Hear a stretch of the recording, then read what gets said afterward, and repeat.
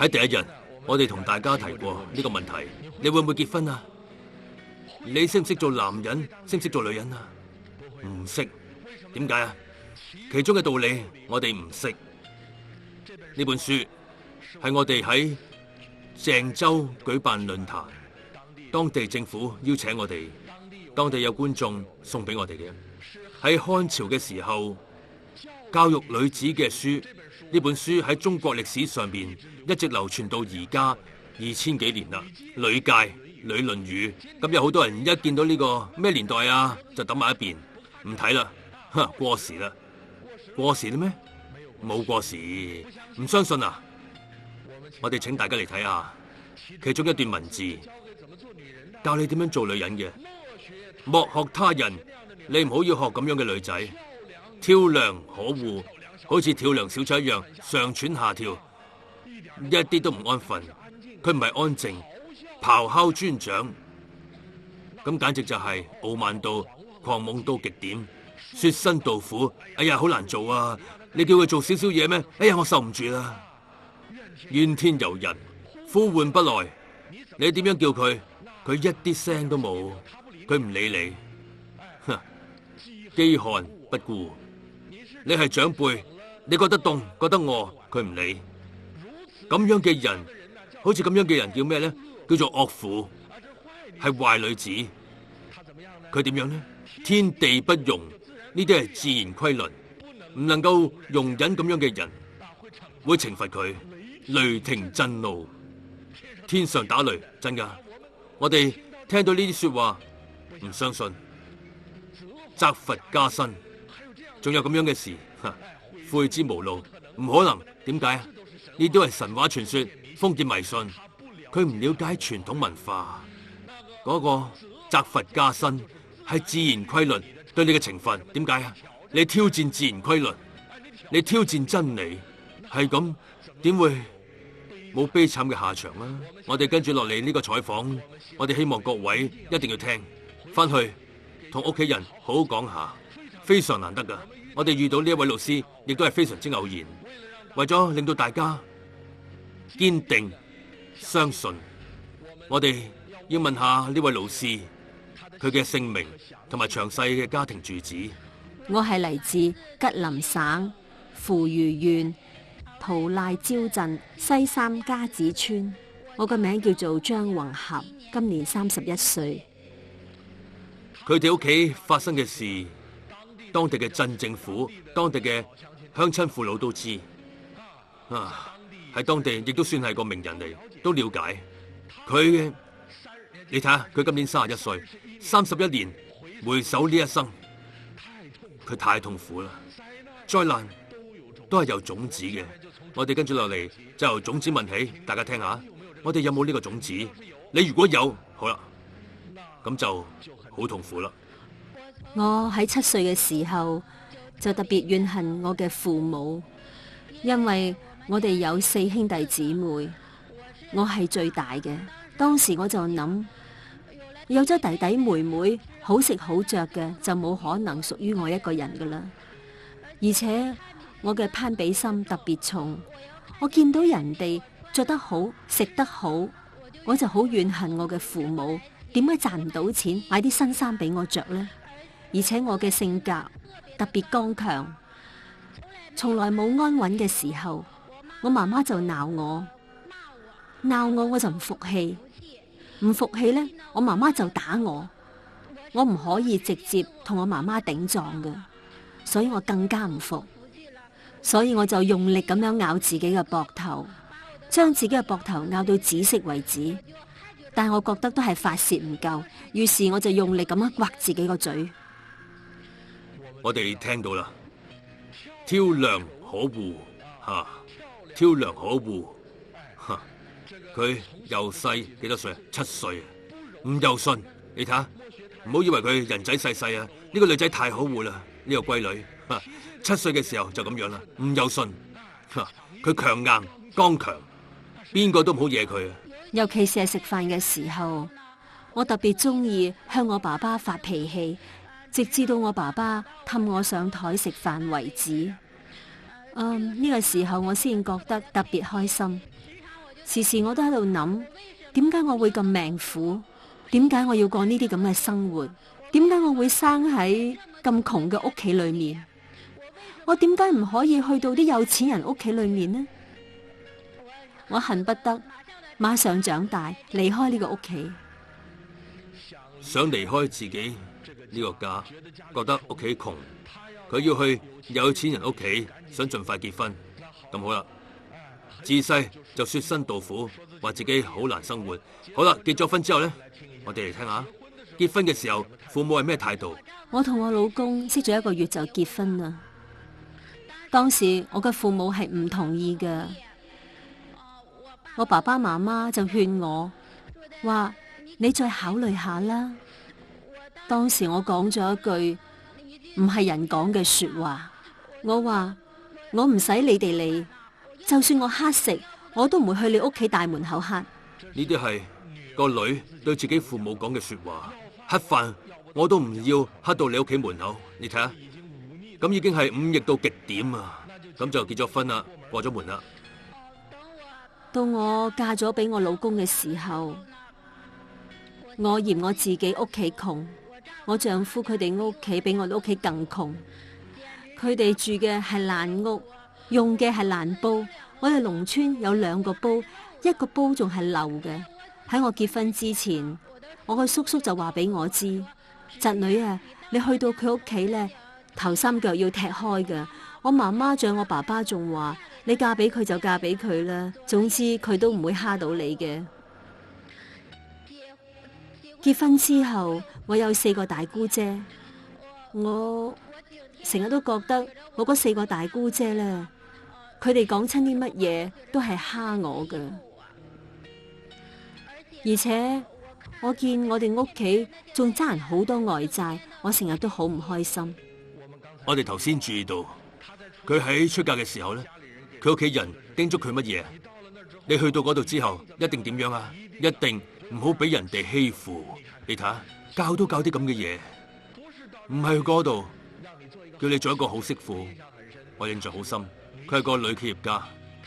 佢講佢出嫁嘅時候，佢嘅爸爸同佢講咗句說話，話你要出嫁啦。你記得爸爸同你講3句說話，頭一個你要做媳婦啦，要學幹活。你睇人哋講嘅第1句說話，第2句說話，嫁過之後唔好俾人哋講閒話。第3句說話，去到人哋屋企之後唔好令到人哋屋企添麻煩啊。你睇人哋嘅爸爸叮囑自己出嫁嘅女講呢3句說話，人哋有一個好爸爸，識得教個女點樣做兒媳婦。而家呢個女企業家家產有3億啊！佢而家老公要出門啊，佢仲要幫老公綁鞋帶啊，好妻子啊！我哋見到好多觀眾都羨慕佢，太好啦！點解呢？識得教育嘅父母教出嚟嘅。呢位老師結婚嘅時候，佢屋企人點樣教佢啊？你去到嗰度唔好俾人蝦，佢打你啊，你就同佢打。你想你個女幸福啊？發夢啦！我哋再嚟聽下呢個女仔嫁過去之後，佢點樣對待人哋嘅屋企人？我覺得我自己條命真係生得好苦，我好倒霉。我想過啲有錢人嘅日子，點解過唔到呢？喺人哋面前，我好自卑嘅，因為我冇錢，我就成日都好唔開心。呢個時候，我個嫲嫲老人家，佢成日都好想嚟我哋屋企坐嘅。等到佢嚟我屋企嘅時候，我見到佢我就特別嬲嘅。我好大力咁樣閂門。當時我喺度諗，你又冇錢，如果你有錢咧，我就要你啦。再講啦，邊個唔想過清靜嘅日子？邊個中意同老人家喺埋一齊？邊個唔想一家3口一齊過日子呢？我見到佢咧，我就特別嬲噶啦，我就砰門抌嘢。我嫲嫲係個特別愛面子嘅人嚟嘅，佢見到我咁樣砰門抌嘢，佢就好傷心咁走咗啦。我哋大家聽到呢啲說話啦。佢喺自己，你嗰位嫲嫲幾多歲啊？83歲。喺自己83歲嘅嫲嫲面前掟鍋掟碗，用力砰門。我哋睇下上面寫乜嘢？細個嘅時候佢跳梁可惡，長大之後佢咆哮尊長。你睇下佢乜都做晒，同書上邊2000幾年前呢本書上面寫嘅一模一樣。我哋跟住再聽落去，佢將嫲嫲83歲嘅嫲嫲趕走，然後嫲嫲點啊？佢好傷心，咁就走咗。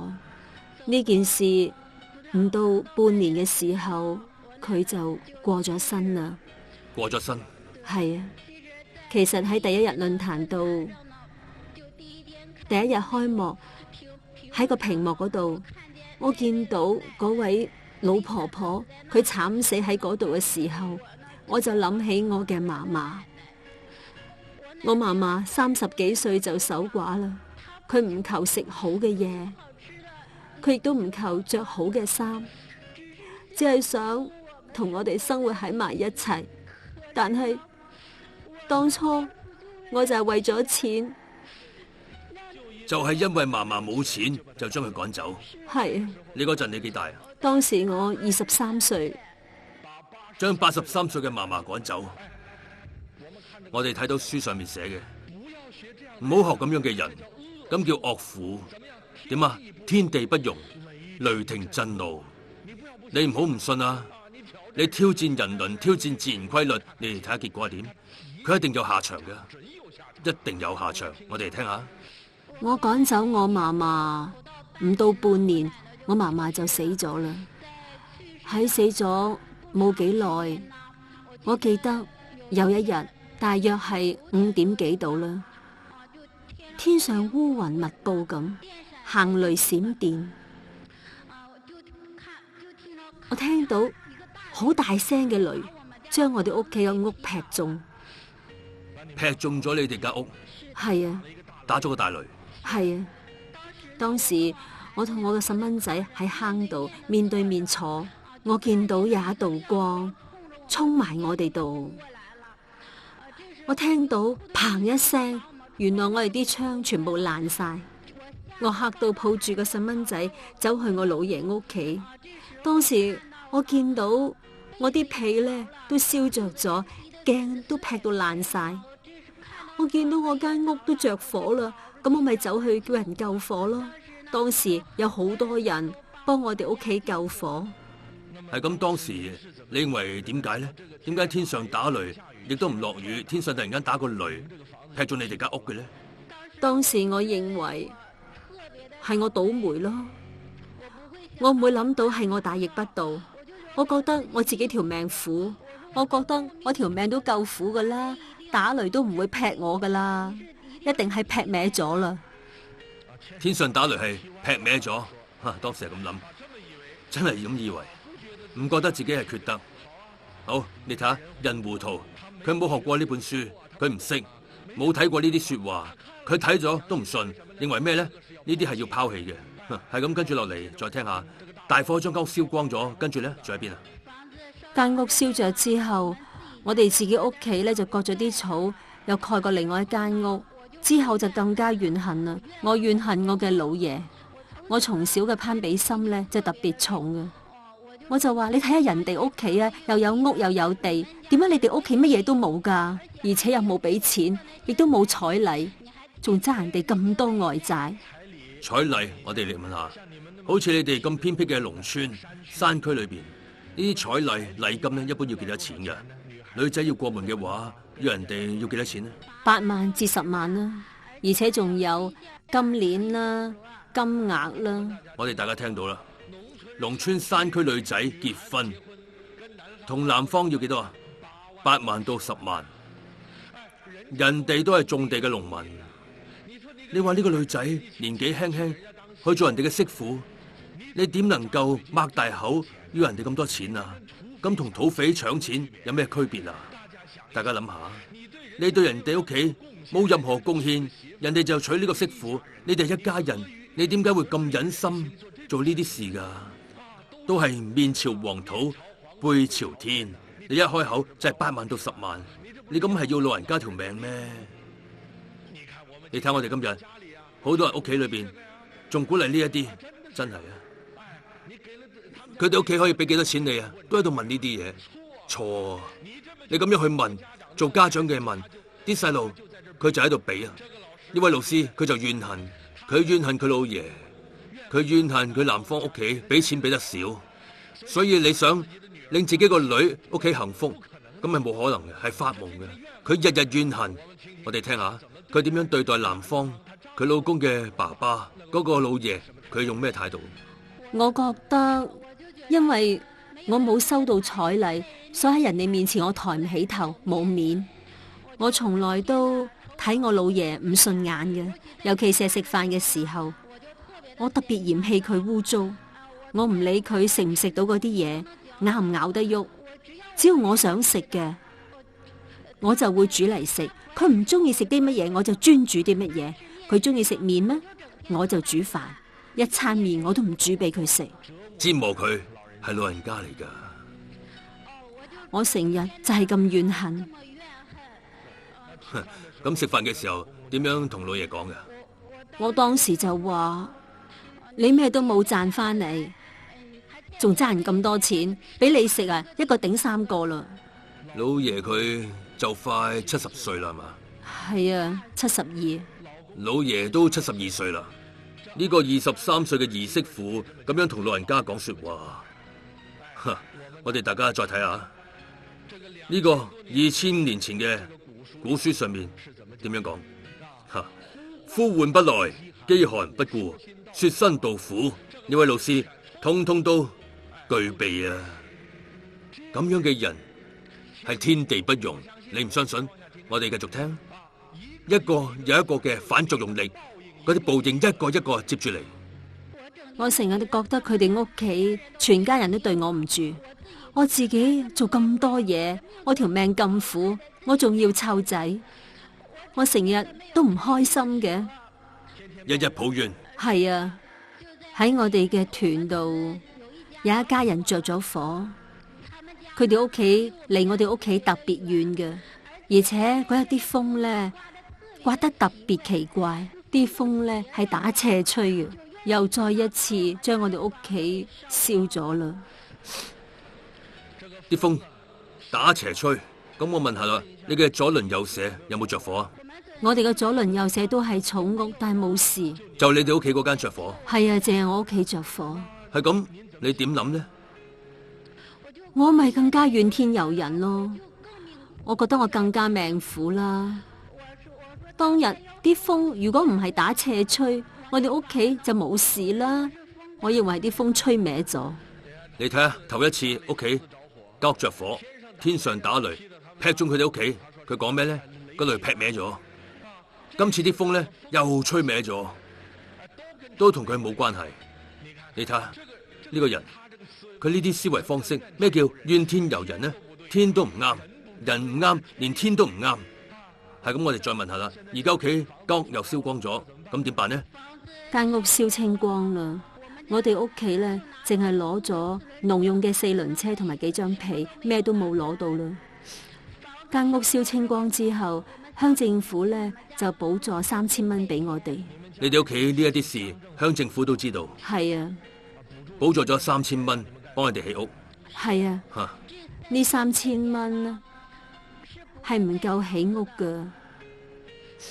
喺呢個時候，我先諗到我嘅父母。當我去借錢嘅時候，我其實忘記咗當初我曾經對我父母講過嘅說話。我曾經話過，就算我乞食，我都唔會去你哋屋企大門口乞嘅。我忘記咗呢句說話啦。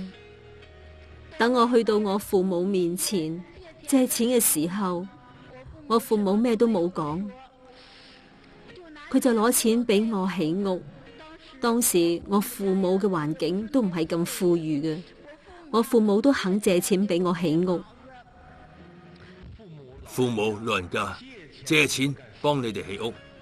係啊，後來將呢間屋起咗啦。我哋間屋起好啦，我哋間屋比我哋父母屋企仲好，比我條村一般屋企都好。呢個時候，好多人都話：你睇下佢哋屋企啊，燒咗2次，仲可以起間咁靚嘅屋。我哋就覺得我哋特別巴閉。我就覺得我哋兩個特別狂妄。之後我哋就借高利貸買新嘅農用四輪車，借高利貸買電單車。我從來都唔知道感恩我嘅父母，唔知道嗰啲錢係我父母嘅血汗錢，借嚟嘅錢，亦都唔知道嗰啲錢其實係我父母借翻嚟嘅。咁我問下，喺嗰陣時，你老公對你點啊？我特別睇唔起我老公㗎，我成日都睇佢唔順眼嘅。你睇人哋啲男人啊，都會賺咁多錢翻嚟，你賺唔到嘅。我就成日都睇佢唔起。我喺屋企，我丈夫見我都唔係貪靚嘅，但係電視嗰啲明星咧就生得特別靚。我當時就諗，你冇錢咋？如果你有錢啊，你會唔要我添啊？我就將自己一日化3次妝，我呢就化到又紅又綠，有時仲會化金色嘅，所有化妝品我都用。唔理喺田度有幾忙都好，總之我一得閒呢，我就着高踭鞋添，而且我啲衫呢，着得特別暴露，袒胸露背咁。我想問下，你呢一啲係喺邊度學翻嚟嘅呢？我睇電視學嘅咯，我成日都掛住睇電視，睇嗰啲明星，佢哋着得好靚。係咁，你老公點講呢？佢起初呢就嫌棄我，覺得我唔識得扮靚。我覺得我應該係打扮下自己嘅，我將自己扮到呢好似妖精咁，打扮得好似妖精咁。係啊。係咁，着得好暴露，化妝到好性感就出街啦。喺農村，係啊，我着得特別暴露，有時候有好多男人都話中意我噶，而且有個男人話：哇，你個眼一化咧，見到人一笑嘅時候就好似狐狸精咁啊！我哋大家聽到啦。雖然係喺偏僻嘅農村，但係非常樸實嘅農家女子，佢最後亦都可以變成狐狸精。咩原因呢？就係古人教我哋嘅呢個真理：好人係教出嚟嘅，壞人亦都係教出嚟嘅，狐狸精都係教出嚟嘅。邊個教嘅？電視教嘅。日日學，你只要屋企裝咗電視咁就得，日日學。你睇下嗰個老公都話啦，你要睇下人哋啲明星啊，你睇下幾性感幾好睇，佢就一日化3次妝，出街之後人哋就話佢生得好似狐狸精。你睇下再樸實嘅人，亦都教到你變成壞人、害人嘅人，狐狸精點樣嚟噶？教出嚟嘅。所以教育如果一旦喪失咗，災難就開始啦。你唔相信？雖然喺偏僻嘅農村啊，電視裏邊一教，佢自己打扮成咁樣，就開始有情人啦，教出嚟嘅。由於我唔正經，所以我就招惹咗一個情人啦。有咗呢一位情人之後呢，我睇我老公所有嘢都係缺點，而我呢個情人全部都係優點。我成日都話要同我老公離婚。離婚嘅時候，我就離開屋企。我喺我父母面前話佢點樣對我唔住，佢點樣對我唔好。每個父母都希望自己嘅細蚊仔唔俾人蝦㗎。我媽媽就話啦：咁好啊，你唔好翻去啦，你就喺屋企留2日啦，等佢試下自己一個人喺屋企嘅滋味。我哋大家聽到啦，佢嘅媽媽教育佢嘅方法錯啊！自己個女鬧交翻到嚟娘家，媽媽就講呢啲說話，等佢自己一個人試下一個人嘅滋味，教啲細路對立，教啲細路扭曲，幫佢種下嘅都係違背人性嘅種子。唔通做媽媽嘅睇唔出自己個女有問題咩？同狐狸精一樣，睇都能夠睇出嚟啦。你睇呢個做媽媽嘅教佢呢一啲嘢，咁就冇啦。最後你將自己個女呢一生都摧毀咗。你唔相信？我哋繼續聽落去啊！呢位老公嘅屋企人亦都有，你睇下，揾情人，揾情人之後嘈住離婚。佢做媳婦嘅點樣勸呢？冇口德，佢勸人哋拋棄老公，係嘛？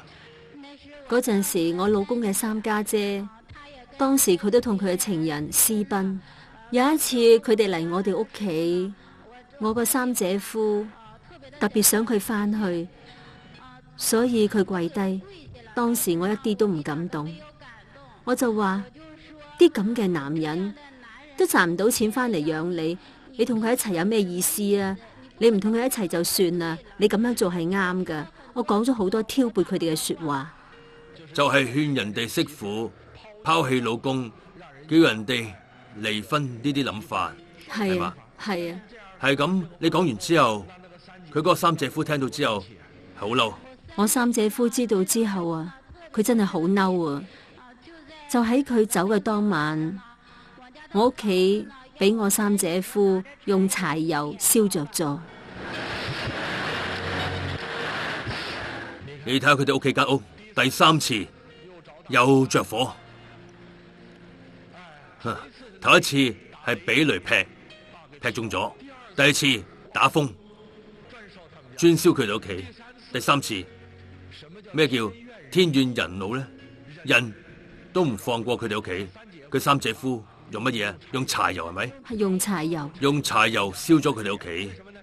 點解呢？你當媳婦嘅缺德，你把口缺德，你講呢啲說話，人哋能夠放過你咩？今次好啦，間屋又燒晒啦，咁點算呢？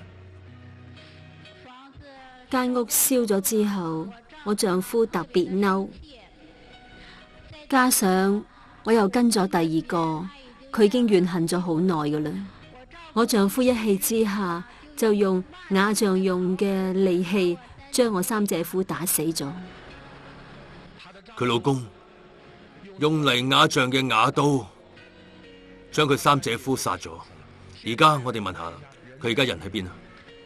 我丈夫而家喺公主嶺監獄，佢判嘅係無期。佢叫張立柱，今年33歲。呢張係當年佢哋結婚時候嘅相。我哋見到嗰陣時20出頭，係佢丈夫。而家佢丈夫喺公主嶺監獄無期徒刑。當初結婚嘅時候，邊個會知道結婚幾年？5到8年，5到8年，7年幾嘅時間。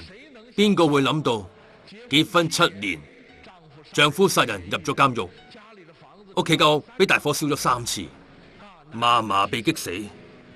你會唔會結婚呢？識唔識娶媳婦呢？識唔識揾對象呢？唔識就有災難啦！傳統文化倫理道德唔係茶餘飯後吟詩作畫、琴棋書畫，唔係啊！傳統文化係生活，係你嘅人生，係你嘅命運。娶一個壞嘅媳婦，唔係敗3代啊！呢一代就敗晒你啦。結婚先至7年多啲啫嘛。我哋跟住落嚟問下，而家同邊個一齊生活啊？我而家同我72歲嘅老爺，仲有11歲嘅女一齊生活。係咁，間屋燒咗，咁點算啊？間屋燒咗之後，我哋將剩低嘅所有嘢都賣晒，因為我哋要賠償俾姐夫5萬蚊。學好弟子規，做好中國人。你正在收睇緊嘅係大型公益紀錄片《中華傳統文化論壇》特別節目《聲言教育，改變命運》。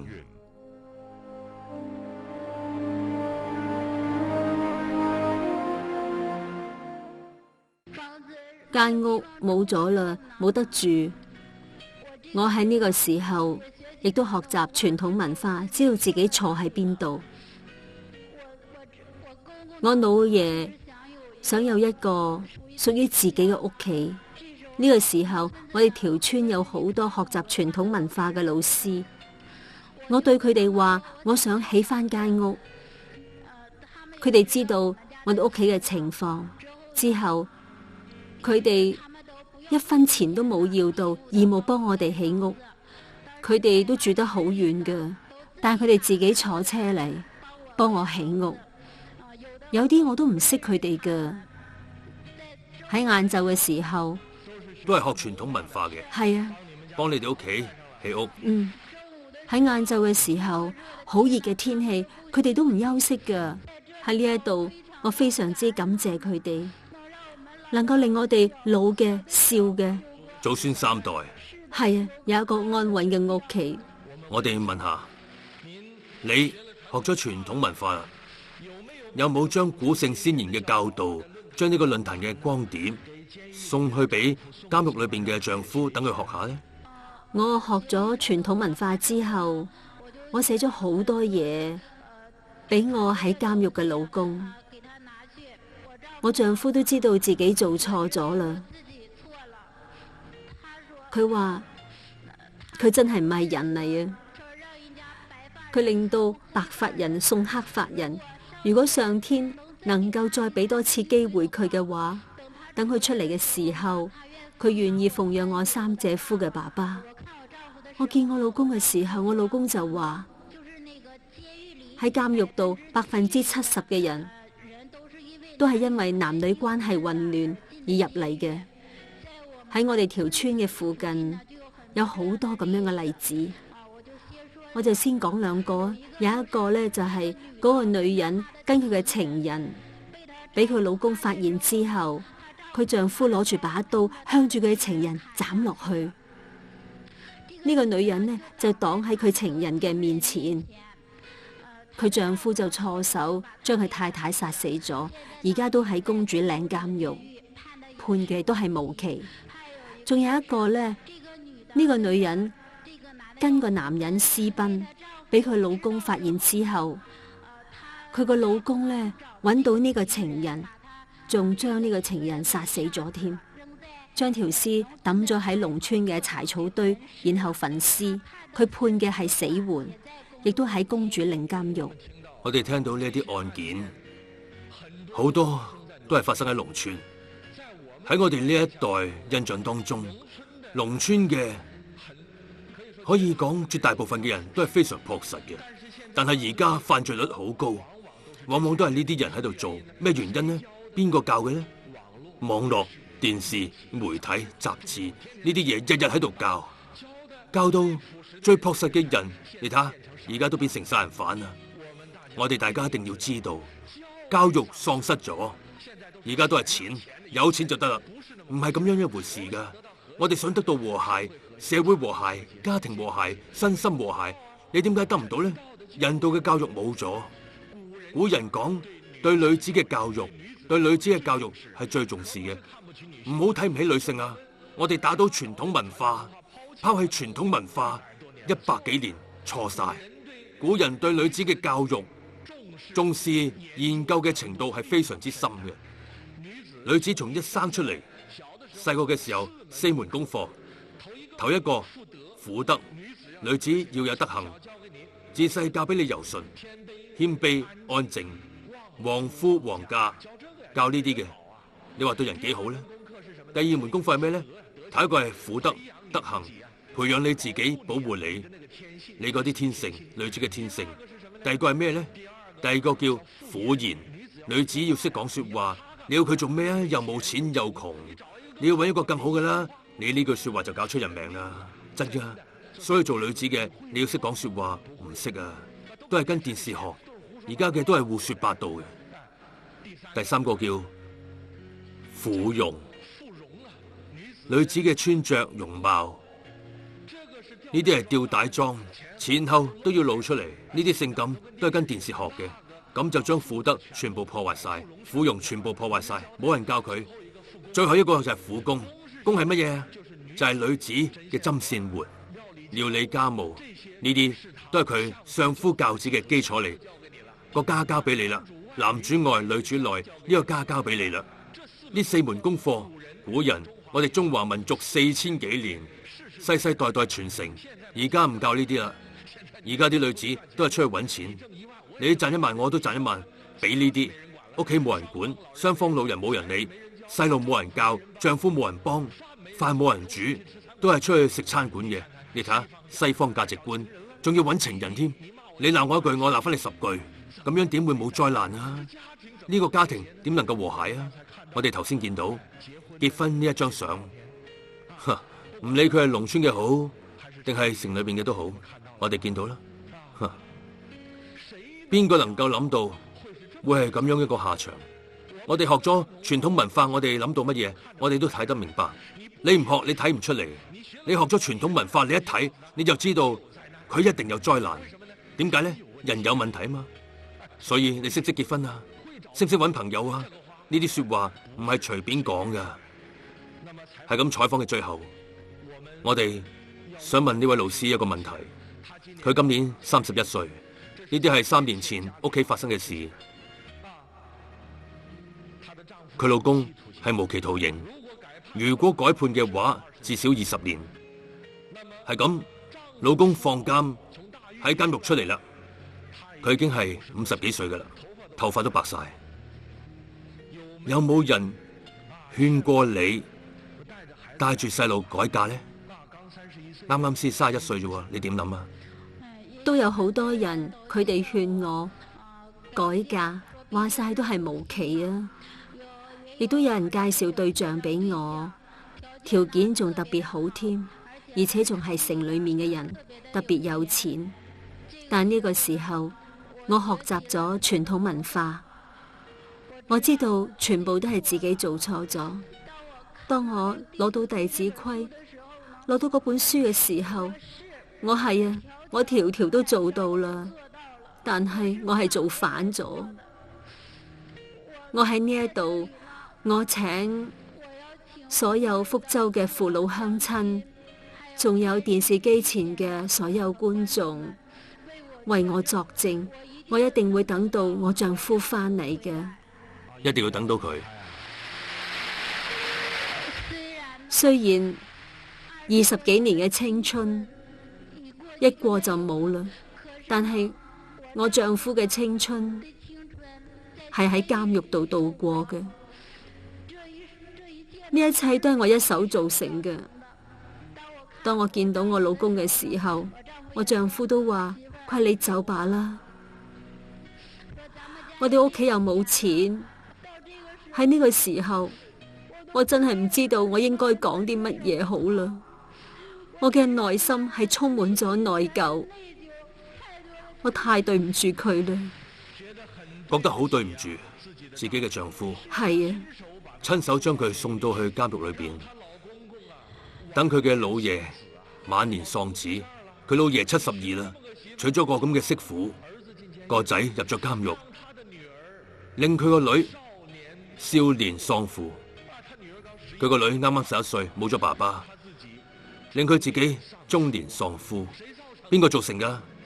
佢自己造成嘅。唔識學會做人，唔識人道。你睇下呢啲嘢唔學，有錢冇錢嘅都受苦啊！係咁，採訪嘅最後，我哋非常讚嘆呢位老師。你睇下佢20年嘅青春，將來佢到50幾歲嘅時候，老公先至出嚟，佢要一直等佢。點解呢？佢覺得佢贖罪，佢有罪，對自己嘅老公嘅一家人。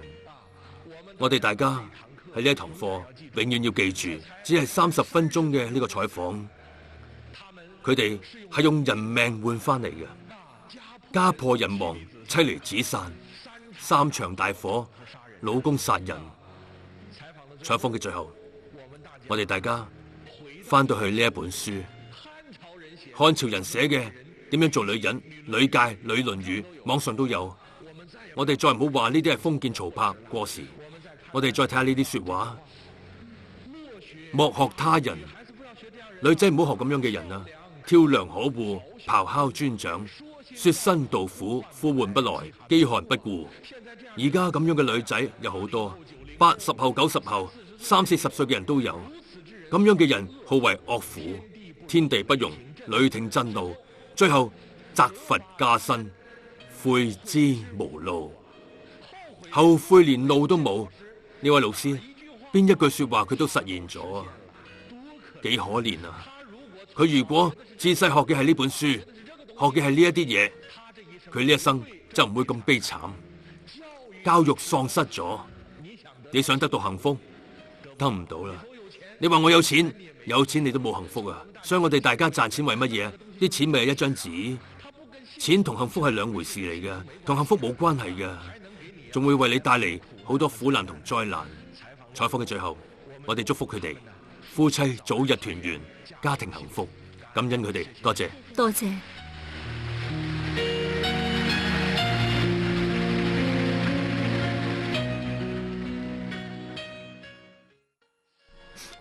我哋屋企出事嘅時候，我老爺都食唔落飯。當時我知道我自己做錯咗，我死唔起，我活唔起。我見到我老爺坐喺牆腳嗰度食唔到飯嘅時候，我有太多嘅對唔住要對佢講啦。我拎碗飯，我話爸爸，你食啦。雖然你個仔唔喺屋企，但仲有我。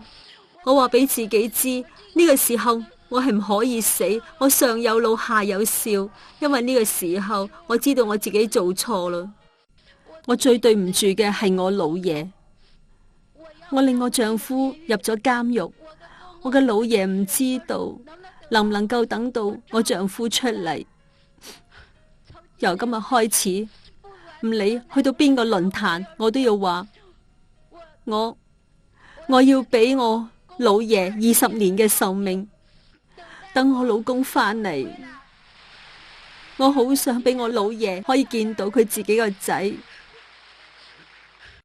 喺我學傳統文化之後，我知道係我自己唔啱，錢已經對我嚟講唔重要啦。我雖然話20年嘅青春一過去就冇啦，但係我老公係我親手送佢去監獄嘅，佢20年嘅青春係我親手毀滅咗。我有罪，我要贖罪，我要俾我老公知道咩叫做患難見真情。我要堅決咁等佢返嚟，即使係等到白髮蒼蒼，我都心甘情願。我非常羨慕在座嘅每一位都能夠有個圓滿嘅家庭，但係我而家冇啦。即使我想挽回，都冇呢個機會啦。如果再能夠重新嚟多一次嘅，即使要我跪喺我丈夫嘅面前，我都係心甘情願。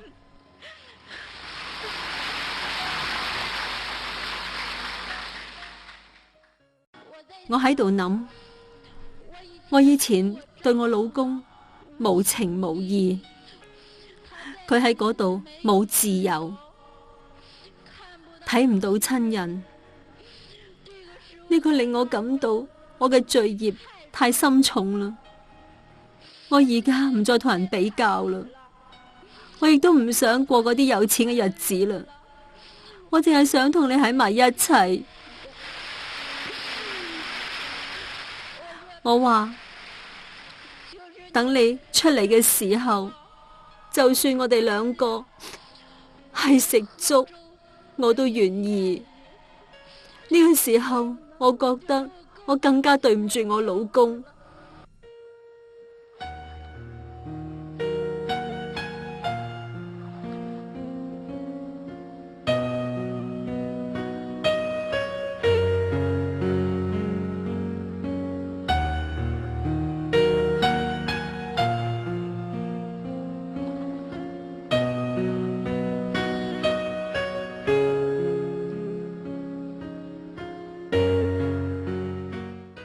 雖然以前我覺得錢係最重要嘅，而家我終於知道我錯啦，係我對唔住我嘅老公。我以前總係覺得我嫁俾佢哋屋企係我命苦，係我倒霉。而家我終於知道我錯啦，人哋娶着我先至係最倒霉嘅。千祈唔好再揾情人啦，千祈唔好話情人對你講一啲好說話，就好似我咁就分唔清東南西北啦。我而家諗翻起，我當時唔係唔愛我老公，就好似老師第一日話，就好似燈泡咁，我被污染啦。點解事發之後我知道我錯呢？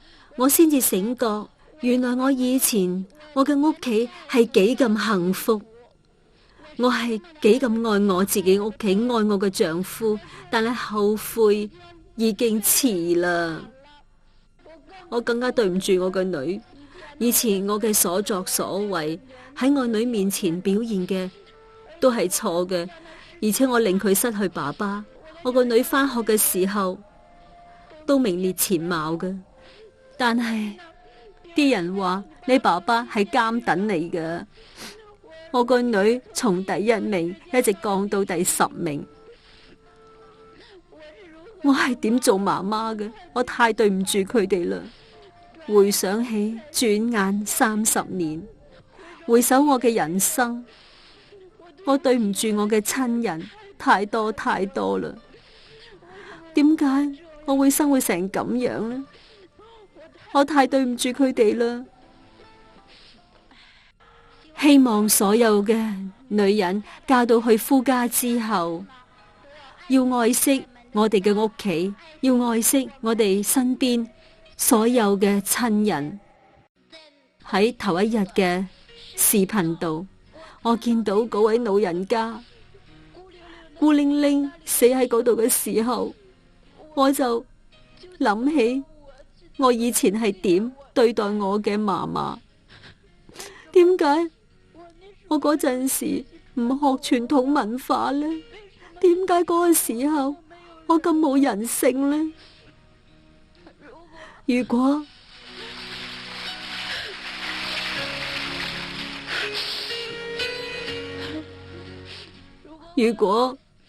嗰陣我有學傳統文化，即使我嫲嫲咩都唔可以做，我都會心甘情願咁照顧佢。唔理係有錢冇錢，最緊要嘅係知足，自己嘅人生先至會幸福。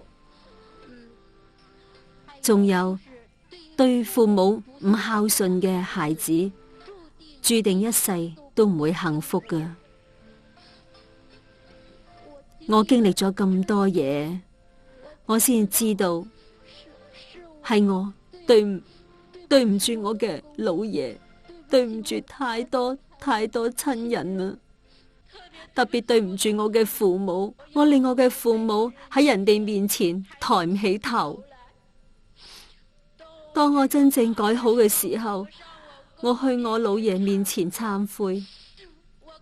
我幫我老爺洗腳、剪腳甲嘅時候，我老爺佢滿面嘅淚水，我見到佢嘅樣係咁寬容。我剪腳甲嘅時候，我老爺話唔好再剪啦，冇新抱係幫老爺剪腳甲㗎。我話唔係啊，有好多好多。以前係我不孝，而家你年紀大啦，睇唔到腳甲，我幫你剪，我一定會好好咁對你。有好多人佢哋唔明白，話點解你個屋企都咁樣啦，你仲對你老爺咁好？我就話我當時咩都講唔出，我心裏面諗都係我以前唔係人。我屋企第3次火燭嘅時候，係我老爺喺睡夢中叫醒我哋㗎，係我老爺喺我最孤獨嘅時候，佢陪住我。我哋老嘅少嘅係一齊相依為命，呢一種感情勝於親生嘅父子。我真係當我嘅老爺好似我親生爸爸一樣。今日係我72歲嘅老爺嘅生日，我唔可以喺屋企陪佢度過生日。我呢，以前實在係太對佢唔住啦。我哋屋企第3次火燭嘅時候，我喺熟睡之中，係我老爺叫醒我哋噶，係佢救咗我條命噶，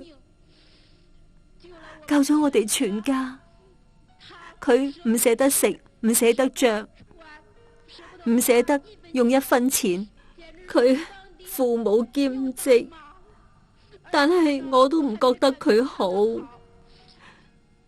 而家我終於都知道唔孝順老人家會有個咩後果啦。我唔可以喺屋企陪佢，我要叩頭俾我老爺，要佢老人家健康長壽。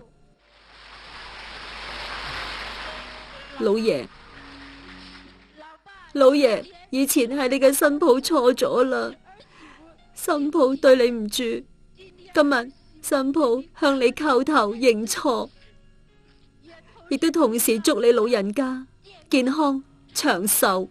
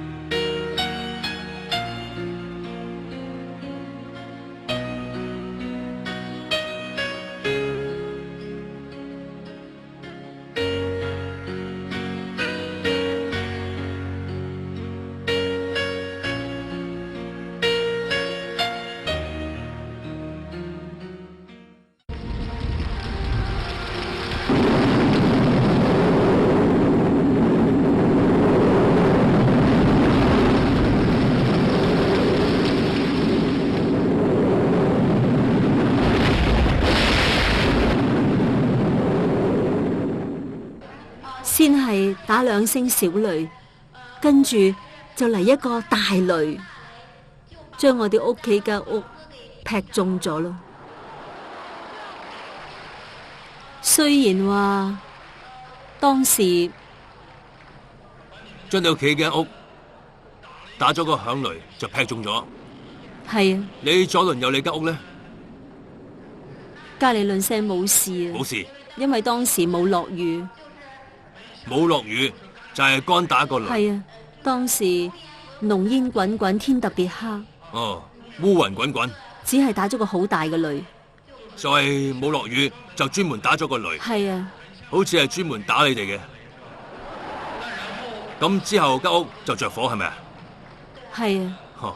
當時我同我個女喺農村嘅坑上面面對面咁坐，我同我個女嘅中間突然間有一道亮光，就係喺你同你嘅細路之間。係啊，中間一道亮光向我哋衝埋嚟，當時好大聲嘅，砰一聲將我哋屋企嘅窗全部打爛晒，我都唔敢睇，我就抱住個女走到去我老爺屋企，一見到原來啲被都燒着晒。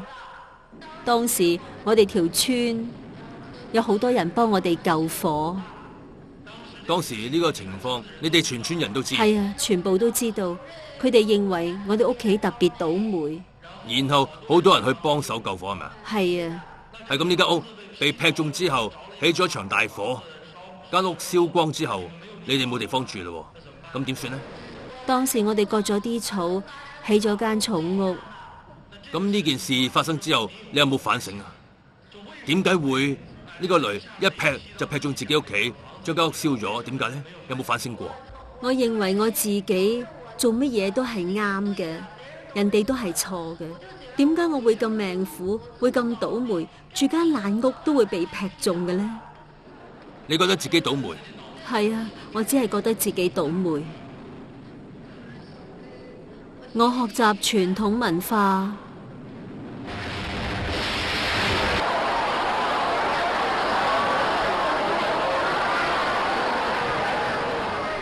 請大家安靜，請大家安靜下，請大家安靜，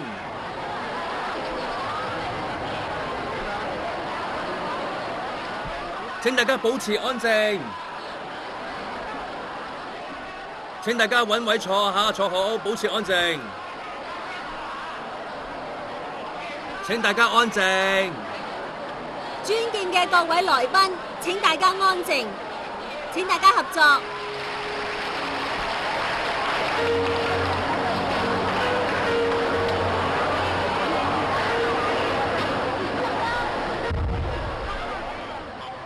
各位觀眾，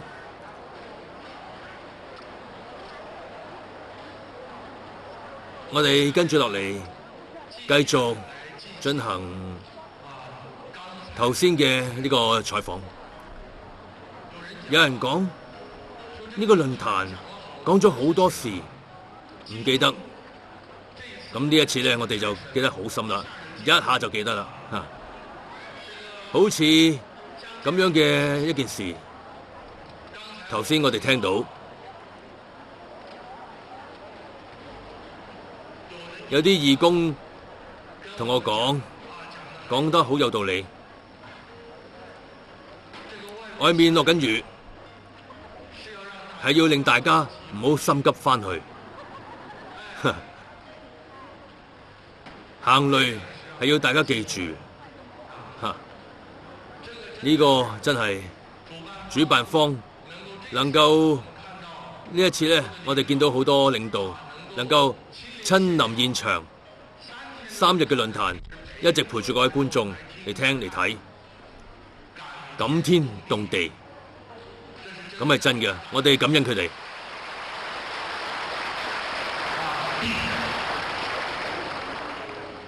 我哋呢個採訪嘅名呢，大家頭先都聽到啦，叫天理不容的媳婦。呢一次我哋就一下子記住啦，係真嘅，真係行雷啊！我諗跟住落嚟就冇事噶啦。嗰天呢，嘣一聲打咗個雷，然後佢哋屋企間屋就被劈中。我哋跟住落嚟問，跟住落嚟問下，你當時係點諗嘅呢？